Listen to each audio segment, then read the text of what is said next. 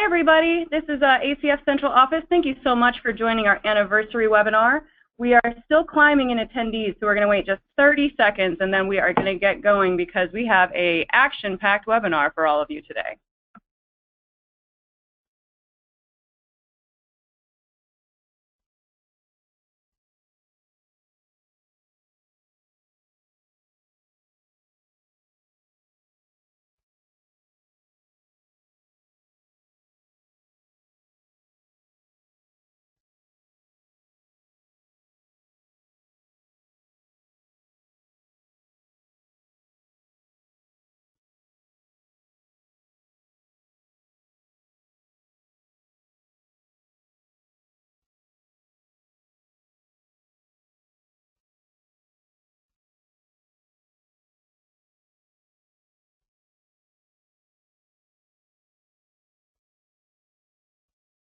Hi everybody, thanks again for joining us. We're very excited about our 1 year later first anniversary of the Child Care and Development Block Grant Act of 2014 webinar. We have a tremendous group of panelists for you here today, but before we get started, just wanted to give you a few quick logistical notes. For anyone who has not been on one of our webinars before, your lines are muted. It doesn't mean that we don't want to hear from you. We certainly do, so please feel free to use your chat or question boxes to get that done. And we probably have already gotten the question of whether or not the slides are available. They are not, but we will do our best to make them available to you after we have made them compliant with Section 508 of the Americans with Disabilities Act. So that'll probably be within the next couple of weeks. In the meantime, you can enjoy them on your screen right now, and we will go ahead and get started. So without further ado, I will pass it on to Linda Smith, the Deputy Assistant Secretary for Early Childhood Development. Okay, well, thank you, everyone, and we really appreciate you joining this actually celebration, if you will, of a 1 year anniversary. I was thinking about it as I was getting ready to do the webinar about 1 year ago, and I think a lot of us in this room were quite sentimental at how long it has taken us to reauthorize this piece of legislation.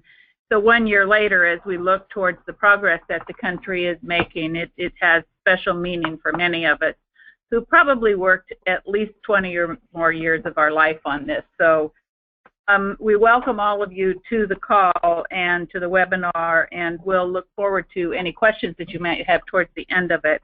Before I get started, I just want to talk about a couple of things that I think are very important to the discussion. And going back to when the child care bill was last reauthorized in 1996 and what the climate was in those days, and thinking how far we've come in this country in moving forward with what we think is the better thing to do for children, that child care is no longer viewed as just a work support, although it's an important one. I think the message has been really clear in the reauthorization that this is about children and how important the early years are to them. So Rachel is going to go over the goals of the program or the new law, but I think it's important for everyone to sit back and think about how far we came in this law from where we started many years ago. And now that we say words in the law like quality, like our goal is to really have children's development improved as a part of what their day looks like, to have things like promoting parent involvement in child care is so important. There's just so many pieces of this that are just so important to all of us. So I want to just say one last thing is I think that the law finally recognizes what most of us in this country have known for many, many years. And that is that most of our children in this country get their early education in child care, and that we have a responsibility at the federal and the state level to ensure that they're getting the best that we can give them. So they're in these programs, whether they're learning something good or learning something bad is the question, and what we really are hoping happens as a result of this reauthorization is that everyone finally gets it, that child care is early education for the vast majority of our children, and we have a responsibility to improve that for them. So with that, I'm going to turn it over to Rachel, who is, as you know, the Director of the Office of Child Care, who I know is very excited, probably more excited than most, about where we are right now with this implementation.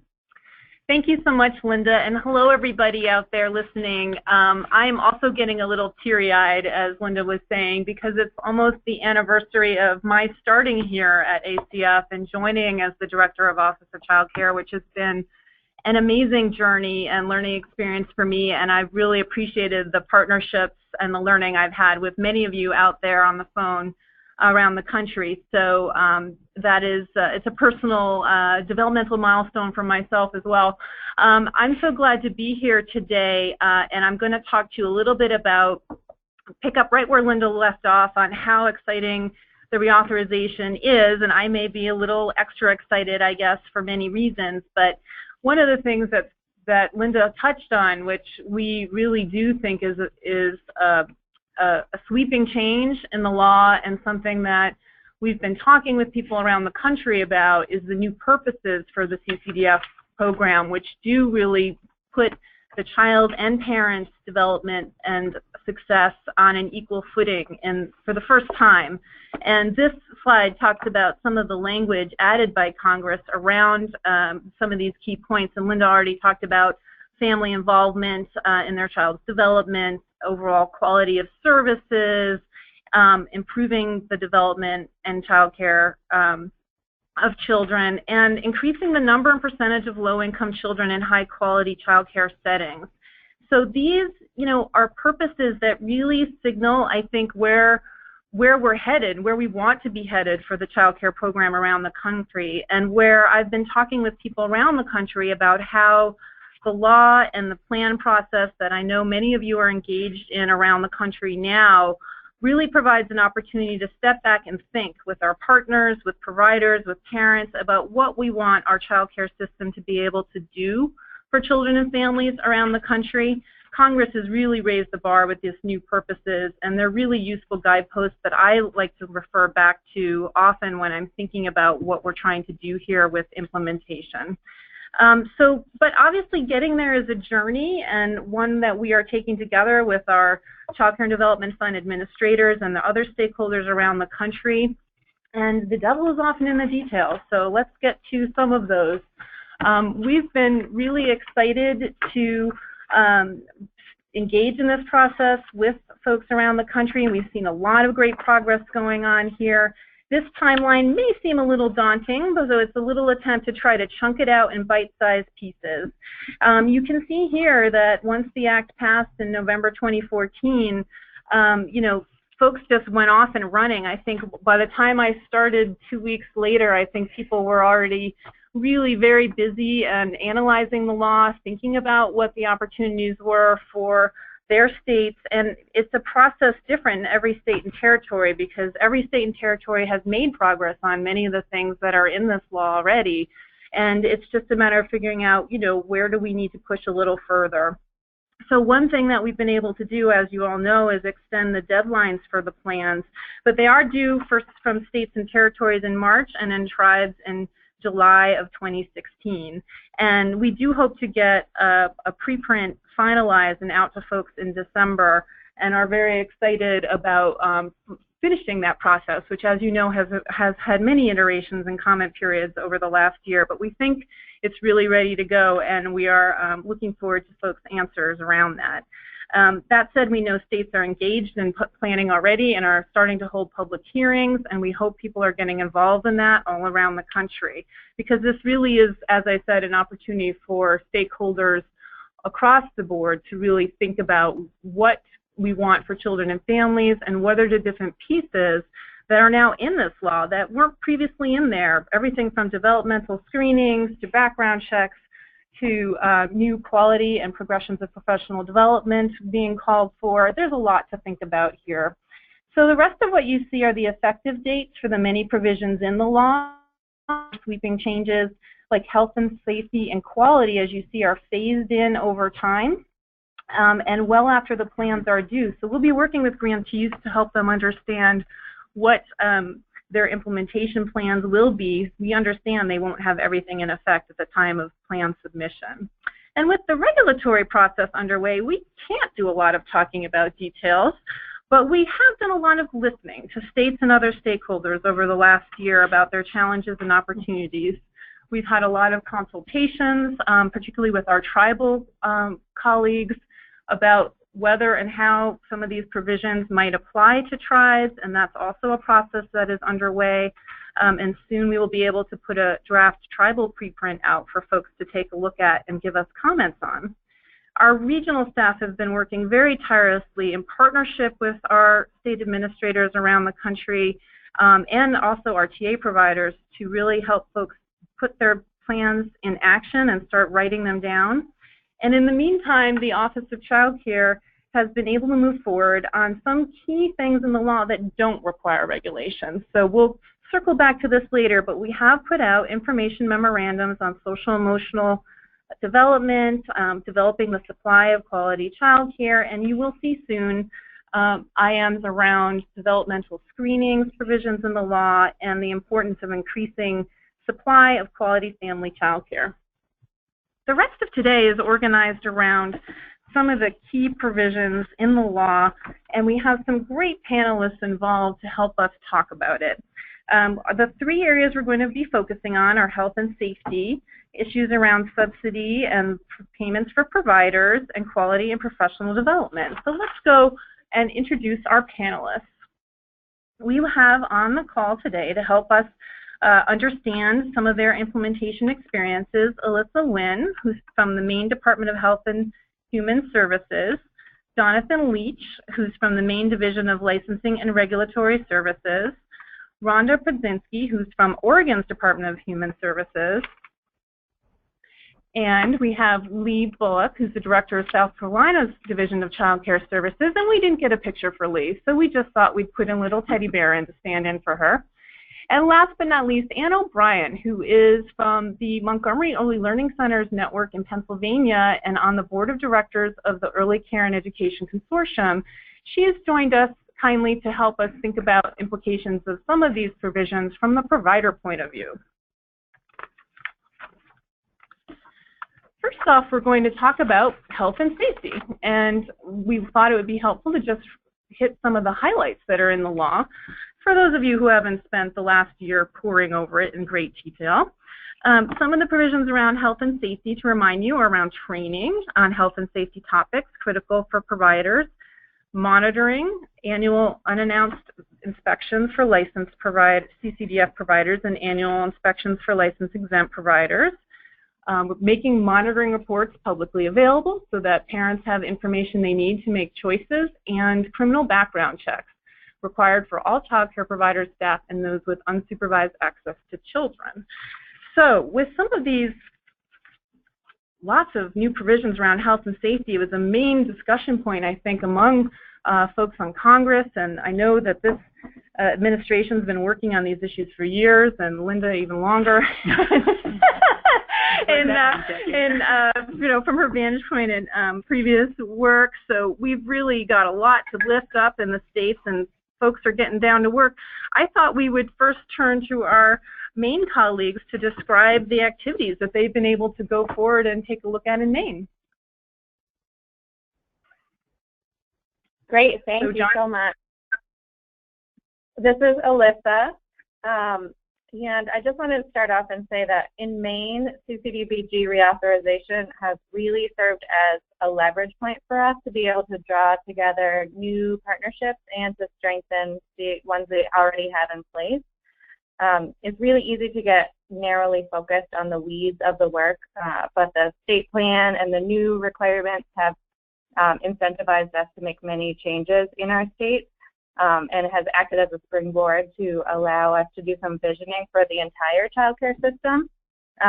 We want a fluid and comprehensive system, and we really, really want to be innovative leaders and a model across the nation, and this reauthorization has given us the opportunity to really focus on that.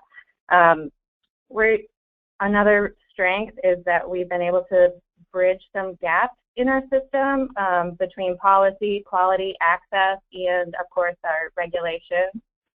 We've made some incredible strides in our health and safety regulations, and it's really an honor for us to be able to talk today about those changes on this anniversary webinar.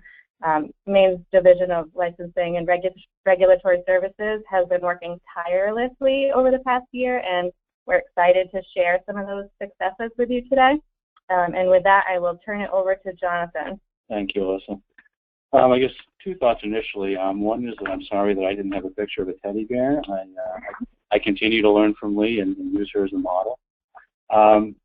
But just to talk through the points that we have up on the screen in front of you. Back in May of 2014, we were able, through the funding of the CCDBG, to increase our pool of licensors in the state from then a number of 12 up to 24. So we've doubled our staff. We also put in a new supervisory level to work with those folks in the field. And what that did was it enabled us to reduce our caseload size from an average of about 180 per licensor down to an average of 80. Which has been just enabled us really to spend a lot more time and to be physically present in the field with folks, which has just been a tremendous asset. What that did was it enabled us in turn then to look at implementing a process of differential monitor. And what we did in that regard is we worked internally with our Office of Continuous Quality Improvement and paying a lot of close attention to the research by Dr. Richard Feeney. We developed a tool that integrates both key indicators and risk factors. So when we are out doing our visits, we continue to do full inspections annually and on renewal, but now we are out based on provider quality and provider performance. We're visiting people either biennially, triennially, or quarterly based on how they're doing. And if we are in a position where we are doing a formal sanction with a provider, we will go out on a monthly basis. Again, having the increased depth of staff enables us to do that. What that in turn springboards to is the next bullet point that you see, our accessibility of consumer information. And what we're actually working with right now is two site enhancements. What we have done is we have piggybacked on the existing QRIS website in the state, which is something called Child Care Choices. That presents providers information where they are on the QRIS level, and we piggybacked our licensing action onto that website.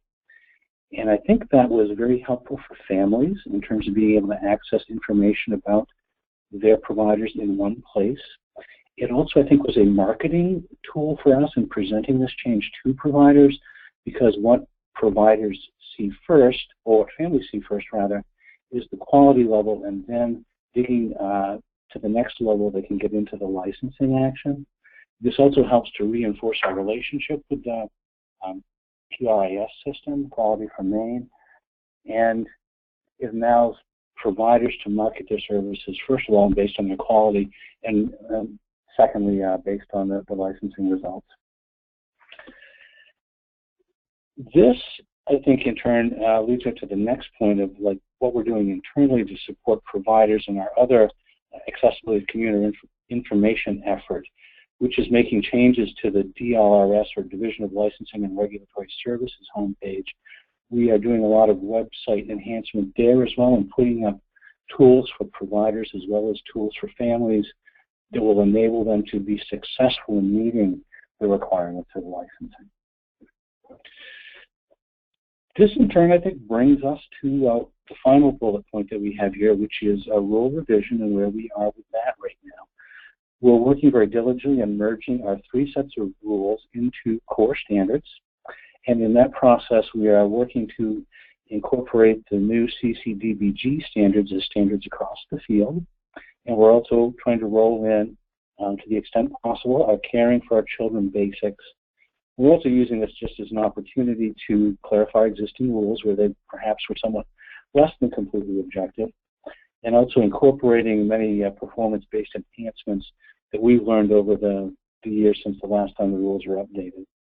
At this point in time, we're at the stage where we need to adopt these rules through existing Maine Administrative Procedures Act processes, and also through supporting statutory changes, which I think brings us back to some of the challenges that Rachel mentioned in terms of being able to implement these changes in accordance with existing local timelines and requirements. Anything that you'd like to add, Melissa? No, I think that was great. Thank you so much for this opportunity. Thank you so much, both of you. So I think it's really interesting what you've shared, because you're really saying a lot of things that impact quality, that probably have some impacts on other things as well. You're really thinking across the different requirements in terms of what you're doing. What have you learned that you would want to share with other states as sort of lessons learned from this process that you've been through? I would think the teamwork is really essential. What Alyssa mentioned, that it really has presented an opportunity for us to kind of work outside of our usual sandboxes, to use a child care metaphor. We really have, it's taken a lot of effort between our office, Alyssa's office, and other parts of state government that we sometimes don't work with. Great. Great. Yeah, I think that's one of the things that people have been telling us from the get-go is we have to partner with all these other stakeholders to kind of really do these things well. And one of the reasons we did want to give states a little more time with their plans was particularly for that reason. You need time to be able to partner and to work across the sandbox lines. So let me turn now to Anne. So Anne, what do these types of changes mean to providers and to the parents that you serve in your program?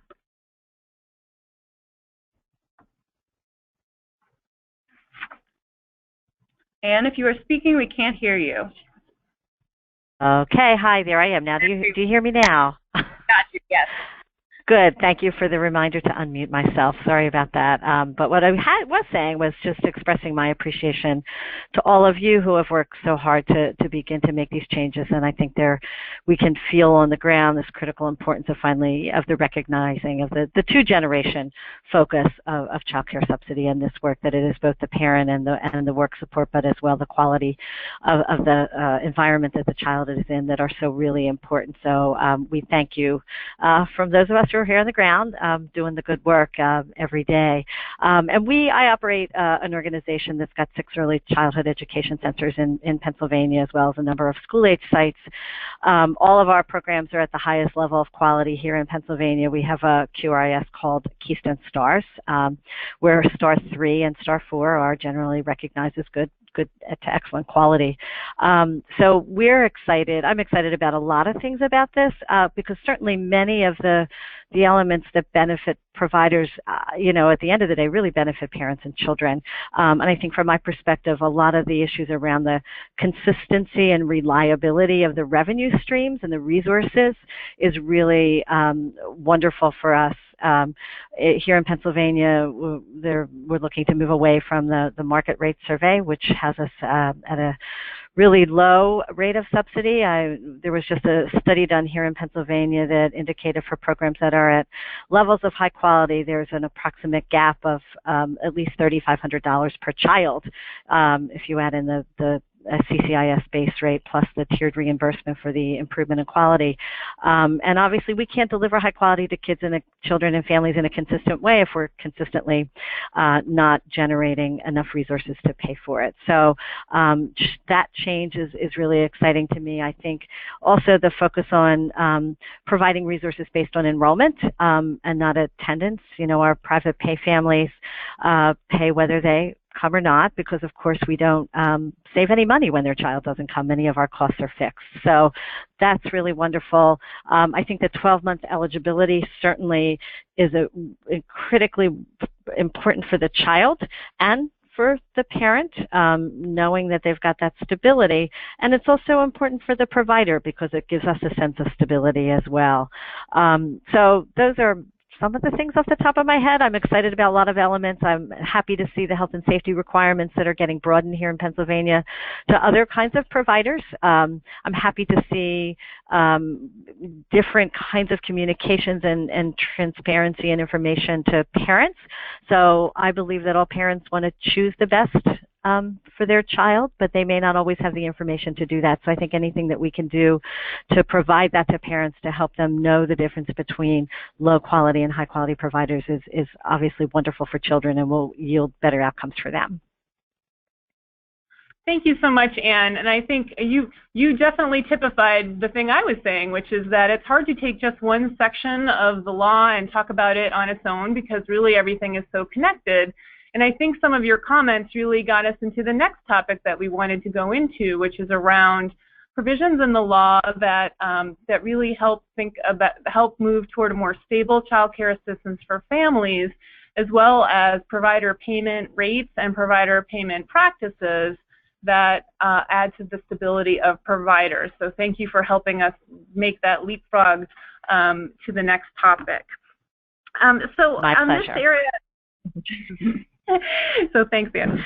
So I think, you know, and obviously from a provider's perspective, it's all linked together.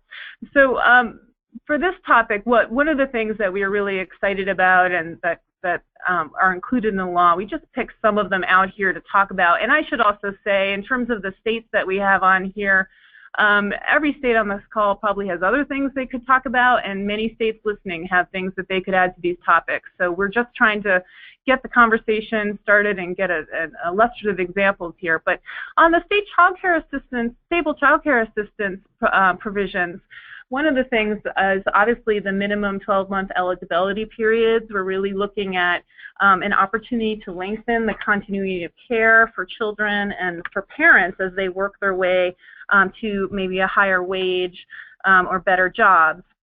And other things that are in the law, which we are seeing play out across the country, are states thinking about how to look at graduated phase-outs of child care assistance so that families don't fall off a cliff when they get a little bit of a raise and suddenly lose their eligibility for child care. Redetermination processes are not supposed to disrupt parental employment, and as Anne so well talked about, there's new provisions around provider payments rates, taking into account the cost of providing quality and also following generally accepted payment practices. I would agree with you, Anne, that when my child's sick, I'm still going to be paying for that child care.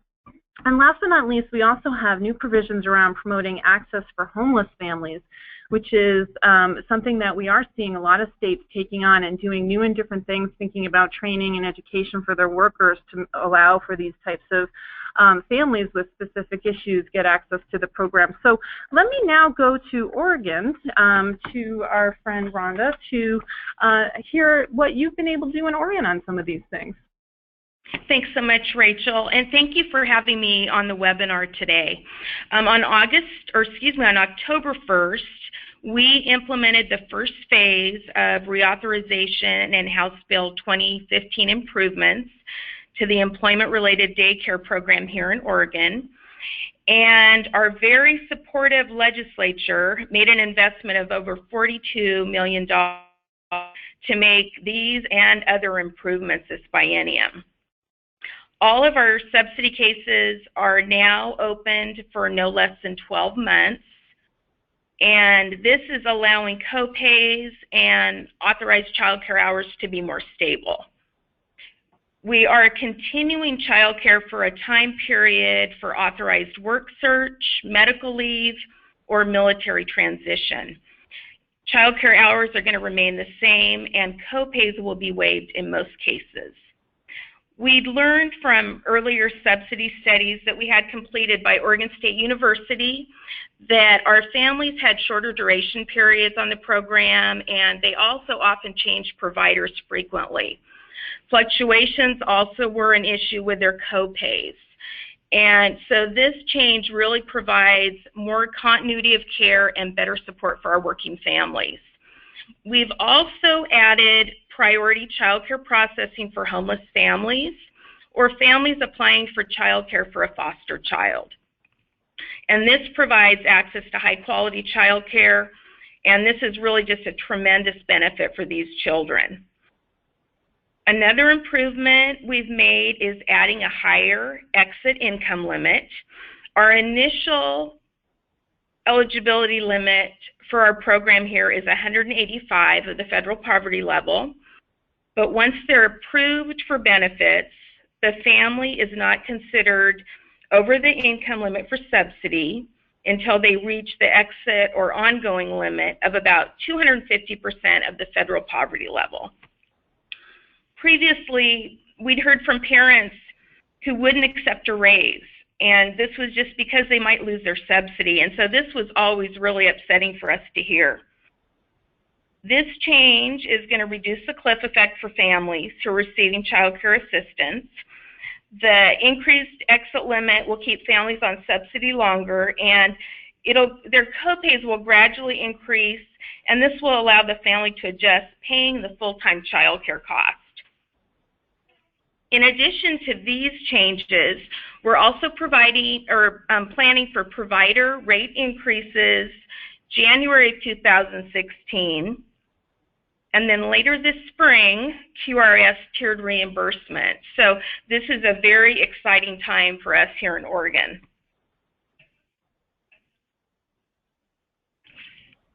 Thanks so much, Rhonda. You've really made some tremendous changes and gone far in a short amount of time. I'm curious if you have also any advice or lessons learned that you might give to another state, keeping in mind that not all states have legislatures that have put their money in just yet. What type of process, information would you or advice would you share? Right, and we've been very lucky here because we have so much support for, just from advocates and Speaker Kotek. Actually, we worked very closely with her to draft the bill, and the bill is very flexible in terms of it doesn't give a lot of detail. So it was great when we were planning for the policy because it allowed us to talk to lots of partners, and we had a staff work group that met, and really being able to come up with some really good plans on policy that would work. And as we go along, those policies, we're coming up with things, you run into different situations, and I know as time goes on, we'll be making changes to those policies. One thing that's been really crucial for us is training. Besides our staff core training, we had in-person training of the local experts as well as online training. And we had analysts at each of those trainings just to ensure consistency. Again, we have a new program here in Oregon. It doesn't look anything like the old program. And so, we were putting a lot of changes out in a real short period of time. And so we wanted to make sure there was consistency. It also included, training of our folks that process billing forms and provider applications, and our quality control staff also.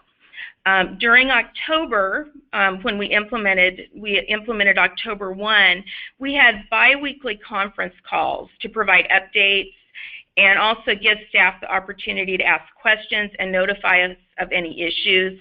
We had a couple, little computer glitches that came up, and we were able to respond to those fairly quickly. The analysts and I have also been visiting field offices statewide to provide additional technical assistance, and this has been just such a great thing for all of us, I think. These visits give us time to talk with leadership and staff about the dual generational approach and the importance of high quality child care, and it's been great to see the excitement. We talk about the why. We talk about the reauthorization and why this is so important, not just to our kids on the program, but also to the parents. And, we have really seen the excitement in our staff, and it's just been a wonderful thing.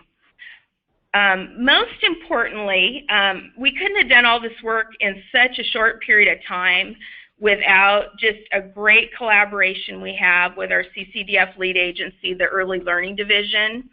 And also, I have an incredible group of policy analysts here at DHS, and they worked extremely hard. It was just so important that when we implemented this, that it was going to go smoothly and that, the policy was going to be the best it could be. And again, our legislature wrapped things up in July, and we implemented in October. So it was just all the system changes. There was a lot that had to be done in a short period of time. Also, our Region 10 office, as always, has always provided a great deal of support and guidance. And looking forward, I'm just real excited about the improvements we're going to be making this next year. Thank you, Rhonda. It's always good to know that the regional folks are right there with you in partnership. We've had a couple definitely. We've had a couple questions come in that I want to see if you could answer. One is around, obviously, this state giving you the $42 million. Folks are interested to know sort of what the strategy was there, and did you come in for a higher amount, and that's what you received, and you received less, or did you do a cost estimate that was useful in this process? What worked for you? So we didn't really go to them. They came to us. So a year ago last spring, there was an ERDC work group, so a subsidy work group that our speaker's office convened. And a lot of the discussions, looking at priorities, what were going to be the priorities for the next legislative session. And I think the most important thing we did was provide information. And, just being available to provide information. And one thing that we always try to do is really educate partners. There's different meetings where we provide information to, and then for our Office of Self-Sufficiency here, we have an advocate call each month, especially during legislative session. But again, being available and educating on the program and, just providing information when they ask for it. And then another thing that's been a real benefit here is that we have some just incredible child care researchers, and we have subsidy studies that have been completed. And they come up with recommendations, which we all, we know the areas we need to improve on. But when you have a subsidy study and there are recommendations made, that carries a lot of weight. Now we have the reauthorization. That carries a lot of weight. So people understand why we need to make all these changes. So we didn't go to them. They really came to us. And the legislature was amazing. They were so supportive of making a big investment and making some real improvements to the program. That's great, Rhonda. It sounds like folks have been providing information, also maybe advocates from the outside, but the internal office for many years in order to have that type of a friend in the legislature. That's good thing to have. Right. Yeah. So we need to move on to another section here, but I think we'll circle back and just see if there's some more questions at the end as they keep coming in. So let's go on now to the quality and professional development pathways that are in the law.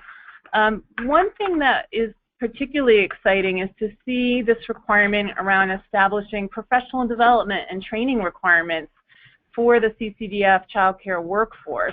This provision is really looking at ongoing annual training and a progression of professional development that could even reach up to post-secondary education, which we should have as a goal, a long-term goal for our workforce, and includes a focus on social-emotional behavioral intervention models, which we all know are very critical for children. We can't just focus on the cognitive. You really need to also be looking at their social-emotional development and thinking about what the whole family and provider can do together to really help children get the most out of their early learning environment. The other provisions I just want to quickly mention, you saw before, there's an increase in the quality set-aside. And what's new wrinkle in that is that states must establish outcome measures and evaluate progress of quality activities. And this is something that we're going to need to make annual reports to Congress around. So it's a provision that Congress is very interested to see just what is this money going toward and what difference are we making. And last but not least, there's a separate set-aside now for infant and toddler to improve the quality and supply of infant and toddler child care, which is really exciting given what we know about the level of skill and pay that is often true that the infant toddler workforce is among the least paid and least educated of those out there taking care of our young children. And yet, birth to 3 is such an important time for early childhood brain development and really sets the stage for many years to come. So what we thought we would do now is turn to Lee in South Carolina and have her tell us a little bit of what you've been able to achieve on these things in South Carolina. Well, thanks so much, Rachel. This is Lee. Our strategy in South Carolina was to map out the reauthorization requirements, celebrate the aspects that were already being implemented, prioritize the implementation of the low-hanging fruit so that our team could see some early successes, and then create implementation teams to focus on the requirements that needed policy development and long-term implementation plans. The two initiatives that come to my mind is one we are particularly excited about. Both are focused on our commitment to progressive professional development, one for our entire workforce and one for our infant-toddler workforce. South Carolina has always had a robust statewide infant-toddler network. It's called the South Carolina Program for Infant-Toddler Care. And last year, about the time the Act was passed, we made a strategic decision to move the administrative home of the program to the Medical College of the University of South Carolina in Charleston, MUSC. This move provided us an opportunity to align our goals for infants, toddlers, and the professionals who serve them with a broader community of social workers, home visitors, pediatricians, and the full health and wellness community, in fact. It also allowed us to expand our focus on social and emotional health of our youngest children. And in addition to this key change, we also expanded our intensive reflective coaching model, focusing largely on attitudinal changes and increased knowledge for infant and toddler professionals. This coaching model allows for long-term trusting relationships to be established between the infant-toddler specialists and the program staff they're serving. The intervention actually includes 2 service plans that support sustainable change in teachers' practices, as well as the leadership skills of the program directors. We are excited to report that we've been working with our technical colleges to transform the completion of each of our coaching service plans into academic credit, and now have 3 technical colleges offering that academic credit for the successful completion of our SCPITC service plans. So we were really thrilled with the expansion of the infant-toddler set-aside, because that's what's going to allow us to continue and expand this work and protect that work. So thank you very much for that. I would say the other thing, our second major change in South Carolina, is the launch of our 26-hour pre-service health and safety course. This is a free online course, was launched in August 2015 by the Department of Social Services, our Division of Early Care and Education. And we considered a number of factors when determining how providers in our state would meet this requirement for pre-service and health and safety. And those include, we didn't want to circumvent our South Carolina training and trainer approval system, which provides oversight of South Carolina's professional development system and our registry. We're looking at requiring interactive competency-based courses with pre- and post-assessments that aligned with our licensing regulations and quality initiatives. And we wanted it to be really accessible to providers.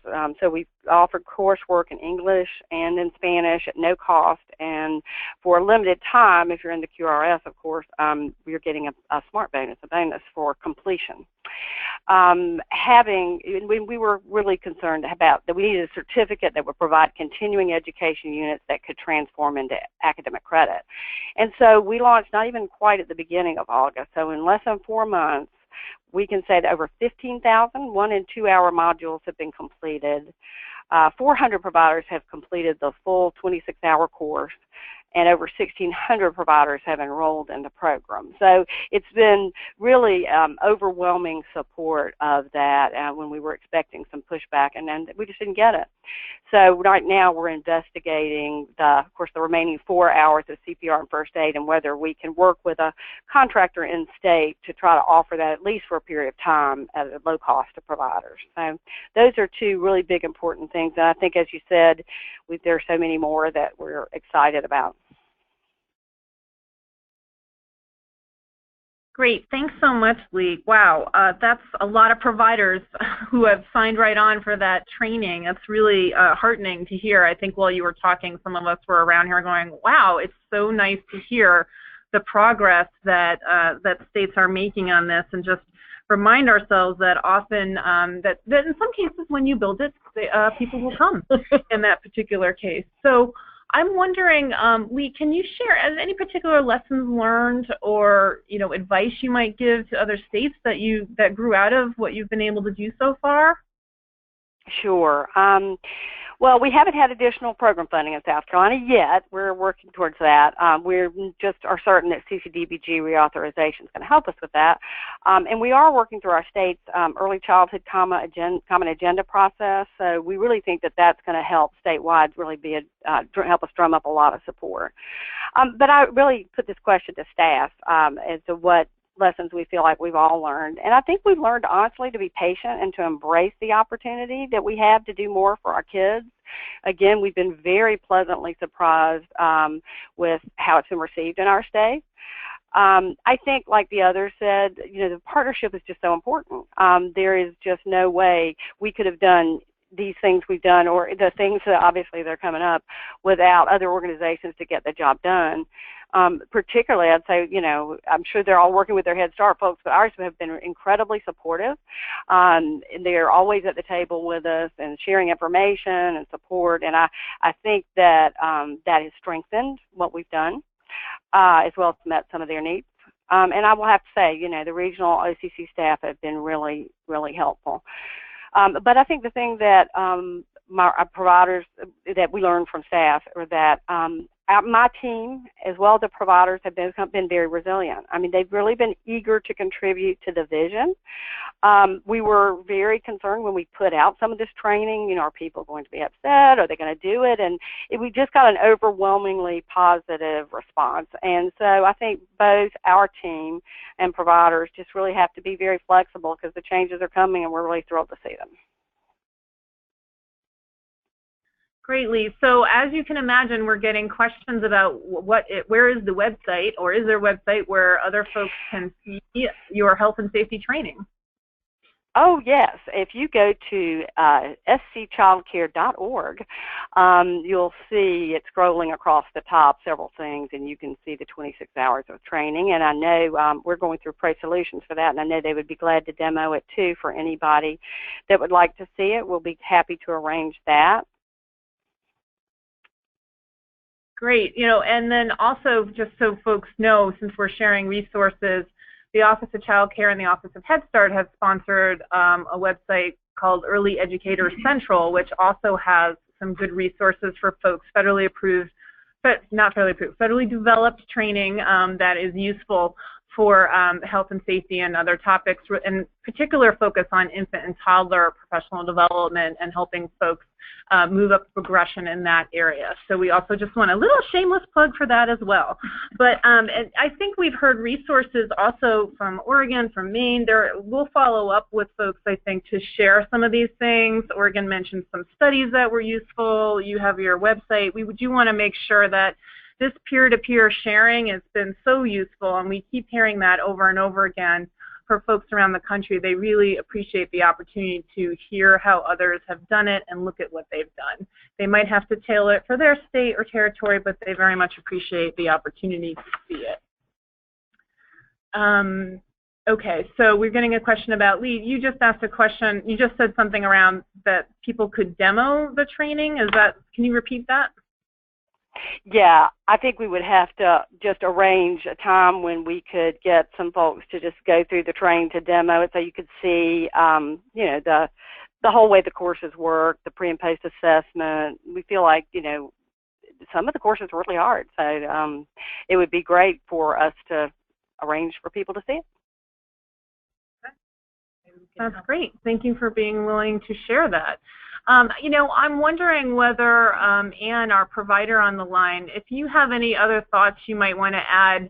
I know that you've spoken to some of the changes and how it would have an impact on parents and providers, but is there anything else you'd want to add now that we've gone through some of the other topic areas around the opportunities you've seen for an impact in what, our hardworking workforce out there is doing every day for children and families with these changes in the law? Well, I certainly appreciate and I'm also excited to hear about the professional development that South Carolina is doing and the innovations that this is prompting different states to do, and look forward to sharing some of that wonderful work. And I'm happy to see, always happy to see I'll put the bad word money or resources in the same conversation as quality, because I think they do go hand in hand. And I think ensuring that our teachers have all of the tools that they need and all of the professional development opportunities to do their jobs well and to deliver the best that they have for children, and then to make sure that we've got the resources that we need to be able to recruit and retain that wonderfully talented workforce. I think it's just a win-win for everybody. So I'm excited about the possibilities and all these wonderful things that are emerging that I think are really going to benefit kids and families and our teachers as well. Great, thank you. So one of the questions that we've also had come in is actually back for our colleagues from Maine around how you're thinking about family, friend, and neighbor caregivers in your Maine system. Is that something that you could speak to? It's an ongoing topic of discussion, quite frankly, and it's something that I think that we are still really, I don't really have like a concrete answer at this point in time. We're looking at where it falls in terms of rule for us, and our benchmark already is relatively low for what we would call legal unregulated care, and that would be you would require a license for the third unrelated child. So for us, I think it's a struggle between the focus on health and safety that we have, that every child should be entitled to those health and safety requirements, and parental choice, that parents really should have a strong deciding say in who's looking after their children during the day. Right. So I think you just captured in a nutshell a lot of the things people are talking about around the country, is that we do want to ensure that children are healthy and safe in any child care setting. And we also have to think about the differences in those settings in terms of how we may apply some of these requirements in those settings. So we appreciate the good struggle you're having. And we will be, this might be another opportunity for a little plug of some of the work that we'll be doing going forward. Is one of the things that our technical assistance centers are working on now is developing ideas around learning tables that might be useful to continue this peer-to-peer dialogue around the country. And I'm pretty darn certain that the issue of working with license-exempt care is going to be one of the topics that folks will want to get together and apply their good thinking in a group and really work through how these things could work out in their own communities and states. So more on that to come. So I would like to now turn it over to my esteemed predecessor, Shannon Rudisill, who is the Associate Deputy Assistant Secretary for Early Childhood Development and was the Director of the Office of Child Care through many long years of having set the stage for many of the wonderful provisions that we've all heard about and the things that you've been doing around the country. So Shannon, you want to wrap things up for us? Thanks, Rachel. Well, I think I just want to echo that what we heard today is so exciting in terms of the progress and the momentum that's happening across the country. And we know that it's not just the states that we heard from today, but many states. Some of the examples that I heard really show that we're balancing, we're building on our long-term foundation of work. None of these things that our states mentioned were things that started last November. These were all built on work that had been previously done. I know the team in Oregon had been looking at subsidy, taking a real hard look at it for quite a few years. I visited there several years ago, and this is almost like flowers blooming from seeds that I saw being planted there. And I know that, Lee and her team in South Carolina have been working on infant toddler issues for many years, had some groundbreaking guidelines, early learning guidelines for infants and toddlers, and also has made long-term investments in the relationship with the providers, which it sounds like, are sort of paying off and rolling out a lot of new initiatives quickly. But I also think we're at a moment where some of these things that I heard today couldn't have happened in the same way a few years ago. Maine talked about building on Dr. Feeney's work around differential monitoring. We've gotten much deeper in understanding that work as a field over the past few years, and so some of what you're able to do now may not have even been possible in the same way 5 years ago. When Rhonda was talking about the policy changes in Oregon, it really struck me that one of the things she mentioned was the amount of training and visiting offices and a real focus on how to implement those changes, which I think is a key shift for us, because we had quite a few years where we were able to make some changes that seemed to be happening on paper, but maybe weren't necessarily being implemented the way that the policy writers intended when they wrote the policies. And so this focus on getting out there, getting buy-in from everybody in the system, getting buy-in from people who work directly with families every day, and getting proper training from them really rests on a foundation of what we've learned over the past few years.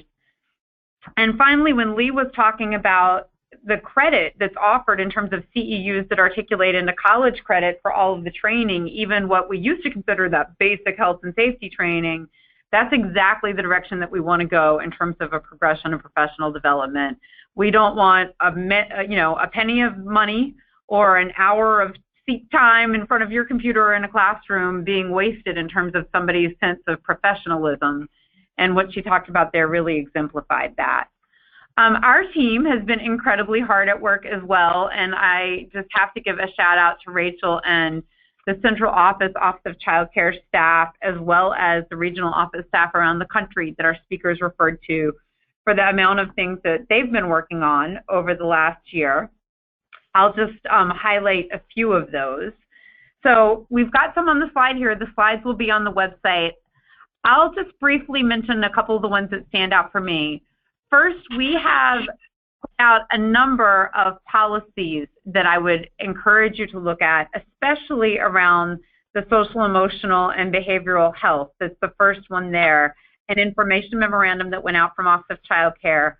But also, we've had joint policy statements come out from ED and HHS during the same time period, one about the prevention and reduction and elimination of preschool suspension and expulsion, and another on the inclusion of children with disabilities. And, at first, as we were thinking about this webinar, I thought, I want to push hard on some of these other things that are safety training, but I'm sure folks are feeling overloaded to think big. But after hearing what we heard from you all, I feel perfectly comfortable saying you are thinking big, and you are really acknowledging that it's not just one division within a state that's going to realize all the opportunities in the law. So I'd encourage you to think about the fact that some of these policy statements, our compendium on family engagement, and our work on social emotional development can be built out across the state with your partners using this as, a pivotal moment. The other one that I would single out here in the interest of time is our new technical assistance redesign that we've done. And by now, you've probably heard that ACF, meaning our Office of Early Childhood Development, in partnership with the Office of Child Care and Office of Head Start, have taken a complete look at our early childhood technical assistance, and we created cross-sector national centers on health and wellness, on development, teaching, and learning, and on parent, family, and community engagement.